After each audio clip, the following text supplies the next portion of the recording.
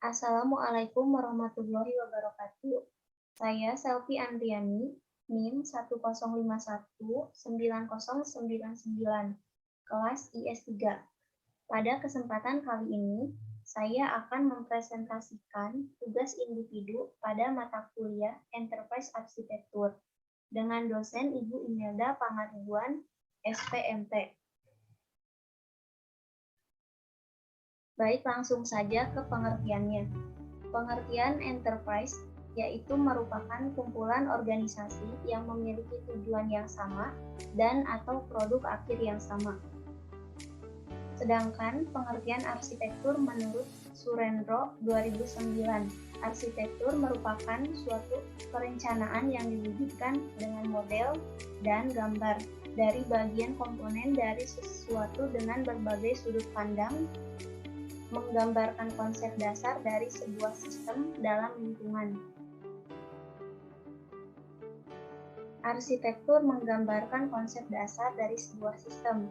Dalam lingkungan sistem terletak elemen, hubungan, serta prinsip dari rancangan dan evolusinya. Sedangkan untuk pengertian enterprise arsitektur itu sendiri, yaitu sebuah prinsip, metode, dan model yang koheren yang digunakan dalam perancangan dan relasi struktur organisasi, proses bisnis, sistem informasi, dan infrastruktur dari sebuah enterprise. Enterprise arsitektur mencakup inti-inti dari bisnis, teknologi informasi, dan evolusinya. Arsitektur sangatlah penting bagi tercapainya sebuah kesuksesan dalam bisnis. Selanjutnya, kebutuhan pada siklus arsitektur. Yang pertama, desain. Saat merancang arsitektur, seorang arsitek harus menggunakan sebuah pembendaharaan kata yang umum dan jelas. Yang kedua, communication. Arsitektur akan disebar ke berbagai stakeholder di dalam maupun di luar organisasi. Yang ketiga, realization. Adanya kaitan dengan aktivitas perancangan secara lebih detail. Contoh, rancangan proses bisnis, pemodelan informasi, atau pengembangan software. Yang keempat, change. Arsitektur selalu meliputi sebagian besar dari organisasi dan mungkin berhubungan dengan beberapa arsitektur lain, sehingga perubahan pada arsitektur mungkin memiliki dampak yang besar. Yang selanjutnya, fungsi dari enterprise arsitektur. Untuk fungsi enterprise arsitektur pada kesempatan kali ini saya hanya merangkum 4 poin saja. Yang pertama, memberikan dukungan dalam mendesain ulang dan mengatur ulang, terutama selama perubahan organisasi, merger atau akuisisi. Yang kedua, menambah disiplin organisasi dengan standarisasi dan koordinasi prosedur untuk konsistensi yang lebih baik. Yang ketiga, membantu dalam pengembangan sistem, manajemen IT dan pengambilan keputusan, dan manajemen risiko IT untuk memperbaiki bug, kegagalan sistem, dan pelanggaran keamanan. Yang keempat, membantu perusahaan mengelola sistem IT yang kompleks atau membuat IT lebih tersedia untuk unit bisnis. Selanjutnya, mengenai framework enterprise arsitektur. Yang pertama, ada Zaman Framework, yang merupakan kerangka kerja yang dibuat untuk mendapatkan arsitektur perusahaan secara meluas. Kerangka Zaman sederhana dan bersifat logis yang dapat membantu mengelola informasi infrastruktur dari suatu perusahaan.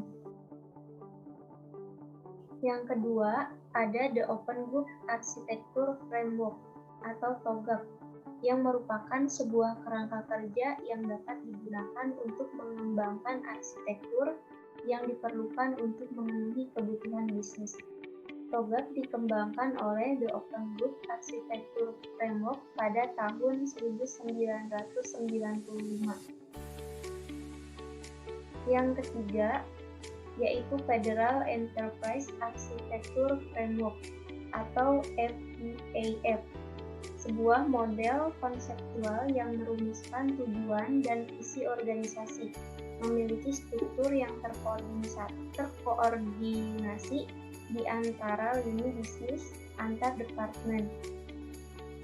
FEAF membagi arsitektur menjadi area bisnis, data, aplikasi, dan teknologi. Selanjutnya, saya akan membahas mengenai Archimedes. Untuk pengertian Archimedes itu sendiri adalah sebuah notasi ataupun modeling rumus untuk menggambarkan entitas dan relasi dalam sebuah enterprise arsitektur. Atau Archimedes juga dapat diartikan sebagai bahasa pemodelan terbuka dan independen untuk enterprise arsitektur yang menyediakan instrumen untuk mendeskripsikan dan memvisualisasikan hubungan antara domain dengan cara yang jelas. Untuk tujuan dari Archimedes itu sendiri yaitu untuk menentukan hubungan antara konsep-konsep dalam domain arsitektur yang berbeda.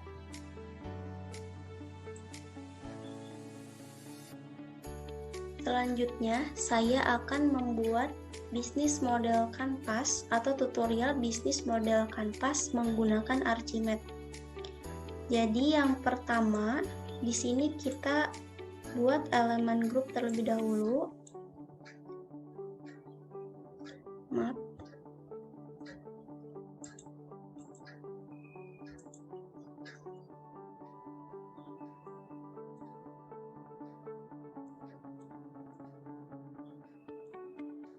Kemudian kita beri nama CS atau Customer Segment.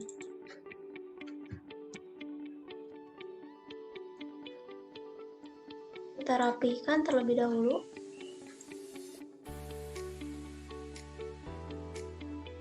Nah, Customer Segment ini diisi segmentasi customer yang dituju oleh suatu perusahaan. Pada customer segment ini terdapat bisnis aktor dan bisnis role. Kita masukkan bisnis aktor di sini. Kemudian yang kedua bisnis role. Kemudian selanjutnya kita buat elemen grup lagi untuk value proposition. Di sini kita ubah namanya jadi PP.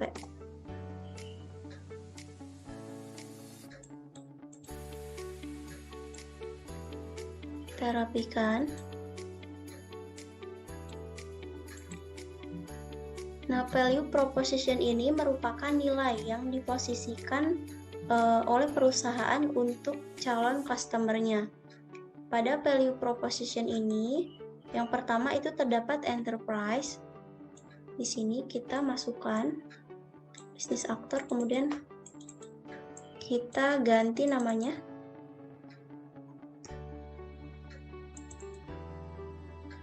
Enterprise. Kemudian yang kedua itu bisnis service.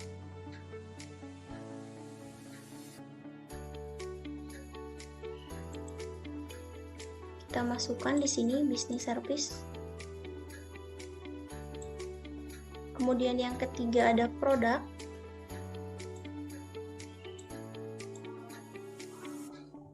Yang keempat ada kontrak.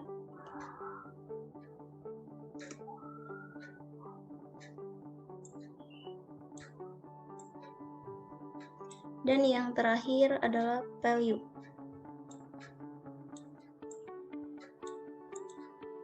Baik, selanjutnya kita buat elemen grup lagi untuk channel.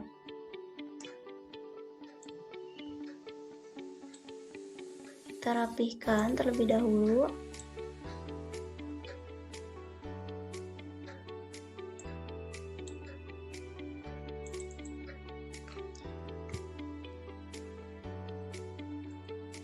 Channel ini merupakan sarana untuk menyampaikan jasa atau produk kepada customer. Nah, di dalam channel ini terdapat bisnis collaboration dan distributor. Kita masukkan bisnis collaboration. Dan yang terakhir distributor.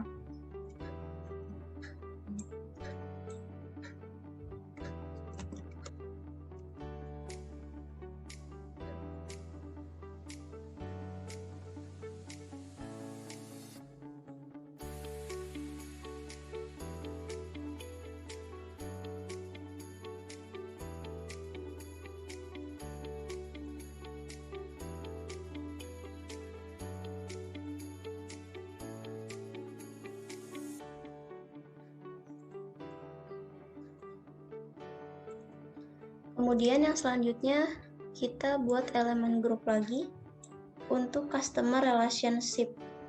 Di sini kita ubah namanya menjadi CR.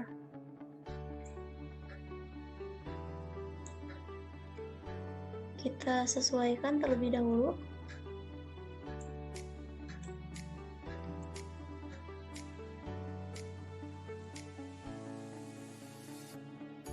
Customer relationship ini merupakan cara menjalin hubungan yang baik dengan pelanggan yang dilakukan oleh suatu perusahaan.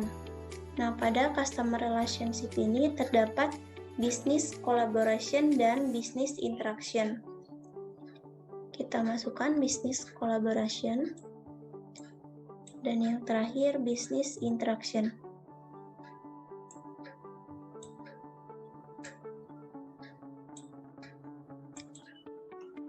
Kemudian selanjutnya kita buat elemen grup lagi untuk key partner.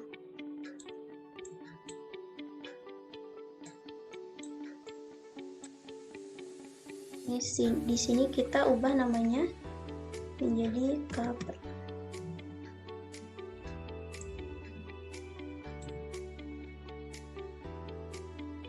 Pada key partner ini diisi oleh pihak-pihak yang harus atau dapat diajak kerjasama untuk memenuhi suatu tujuan tertentu dari suatu perusahaan. Nah, pada key partner ini terdapat bisnis aktor. Kita masukkan bisnis aktor, kemudian bisnis collaboration,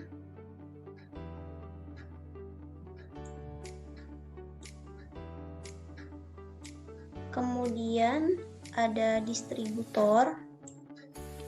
Ini kita ubah namanya.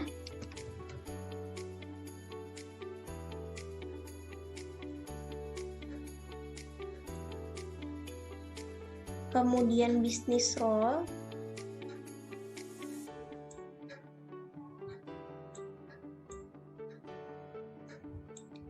Dan yang terakhir bisnis interaction.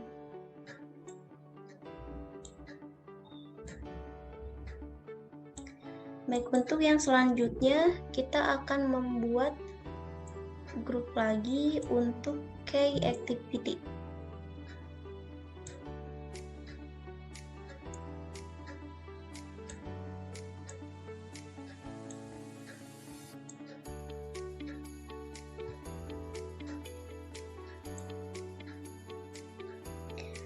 Key activity ini diisi dengan aktivitas-aktivitas atau kegiatan yang harus dilakukan untuk menghasilkan produk dan jasa. Nah, pada key activity ini terdapat business function. Di sini kita masukkan business function. Baik, yang selanjutnya kita buat elemen grup lagi untuk key resource.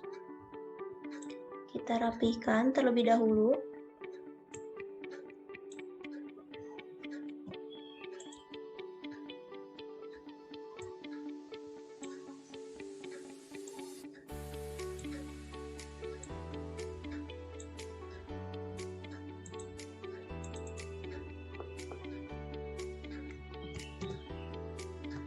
Ya, mohon maaf. Ini kita ubah terlebih dahulu.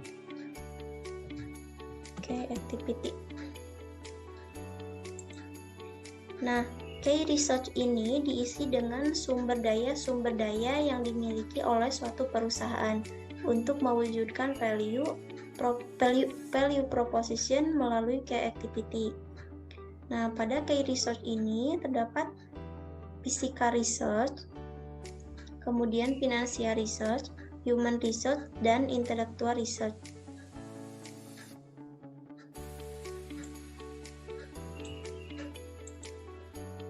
Kita salin saja untuk yang selanjutnya.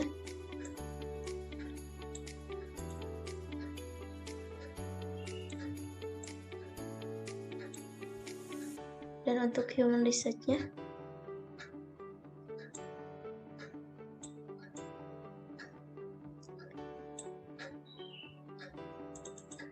baik, kita beri nama.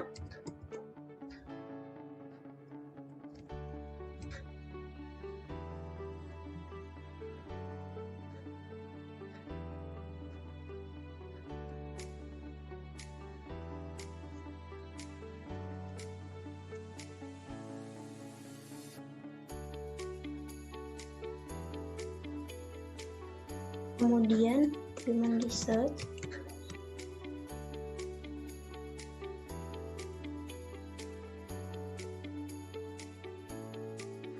kemudian financial research,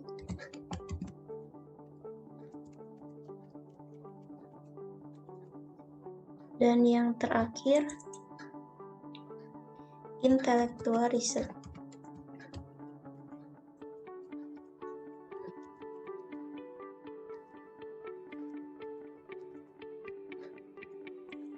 Kita sesuaikan terlebih dahulu.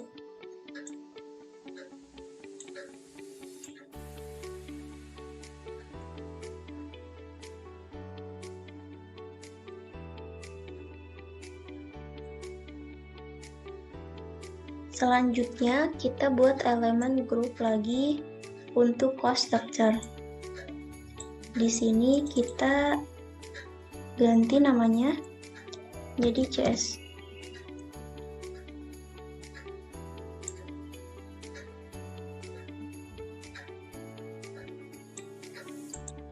Nah, cost structure ini merupakan biaya yang harus diperhatikan oleh suatu perusahaan supaya bisnisnya itu berjalan secara lancar. Pada cost structure ini kita beri catatan. Di sini CS dapat dimodelkan menjadi sebuah aliran dari cost ke perusahaan atau rekan.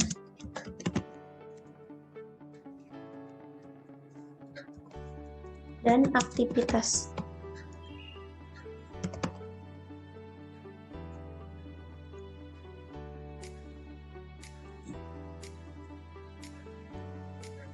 Dan yang terakhir, kita buat elemen untuk revenue stream.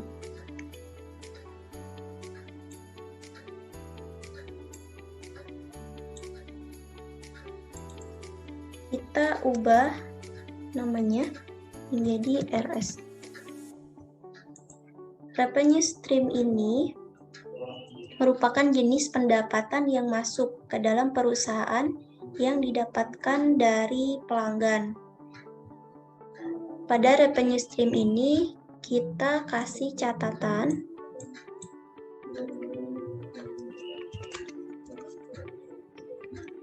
dapat dimodelkan menjadi aliran revenue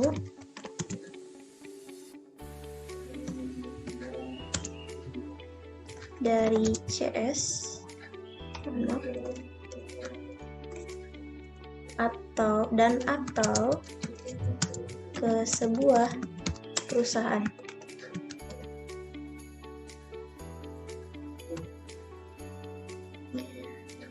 Baik, jadi itu saja hasil akhir dari bisnis model kanvas yang saya buat menggunakan Archimedes. Mungkin sekian saja yang dapat saya sampaikan. Mohon maaf jika terdapat banyak kekurangan. Wassalamualaikum warahmatullahi wabarakatuh.